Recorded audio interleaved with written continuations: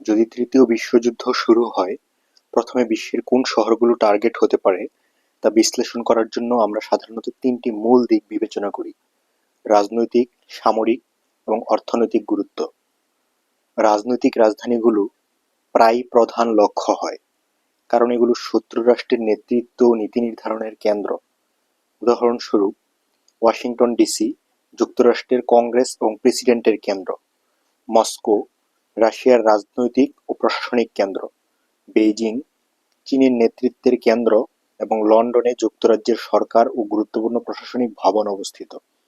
এই শহরগুলোতে আঘাত দিলে দেশের নেতৃত্বকে কার্যত অচল করা সম্ভব, যা যুদ্ধের প্রাথমিক ধাপকে অনেকটা নিয়ন্ত্রণ করতে সাহায্য করবে। তাই এই শহরগুলো প্রাথমিক লক্ষ্যবস্তুতে পরিণত হতে পারে। সামরিক দিক থেকে বড় নৌঘাঁটি, বিমান ঘাঁটি এবং পারমাণবিক অস্ত্র সংরক্ষণের স্থানগুলোও ঝুঁকিতে থাকে।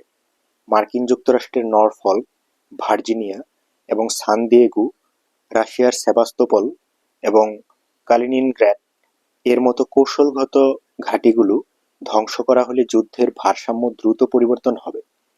এই ধরনের আক্রমণ শত্রুর সামরিক সক্ষমতাকে প্রাথমিকভাবে দুর্বল করতে এবং তাদের প্রতিরোধ ব্যবস্থা ভেঙে দিতে সহায়ক। অর্থনৈতিক ও প্রযুক্তি কেন্দ্রগুলোও যুদ্ধের প্রাথমিক লক্ষ্য হতে পারে, কারণ এগুলোতে আঘাত দেশের অর্থনীতি এবং বৈশ্বিক বাণিজ্যের উপর বড় প্রভাব ফেলে। বিশ্বের প্রধান ফাইন্যান্স ও প্রযুক্তির শহর যেমন new York city, Shanghai, Tokyo এবং হংকং আক্রমণের শিকার হলে শেয়ার বাজার, ব্যাংকিং সেক্টর এবং আন্তর্জাতিক ব্যবসা ক্ষতিগ্রস্ত হতে পারে। আধুনিক যুদ্ধ কৌশল এখন সরাসরি শহরে আক্রমণের চেয়ে সাইবার হামলা, স্যাটেলাইট ধ্বংস এবং যোগাযোগ ব্যবস্থা আক্রমণকে বেশি গুরুত্ব দেয়, যা পুরো দেশের কমান্ড ও কন্ট্রোল সিস্টেমকে প্রভাবিত করতে পারে। দক্ষিণ এশিয়ার বড় শহরগুলিও ঝুঁকিতে থাকতে পারে, বিশেষ করে ভারত ও পাকিস্তানের পারমাণবিক ক্ষমতা এবং সীমান্ত সংকটের কারণে। ভারতের নিউ দিল্লি এবং পাকিস্তানের ইসলামাবাদ সহ গুরুত্বপূর্ণ শহরগুলো প্রাথমিক লক্ষ্য হিসেবে বিবেচিত হতে পারে, যেখানে ছোট ছোট আঘাতও বড় ধ্বংস এবং উত্তেজনার সৃষ্টি করতে সক্ষম। মোট কথায়, তৃতীয় বিশ্বযুদ্ধের সম্ভাব্য প্রারম্ভিক লক্ষ্যগুলো মূলত রাজনৈতিক, সামরিক এবং অর্থনৈতিক কেন্দ্র।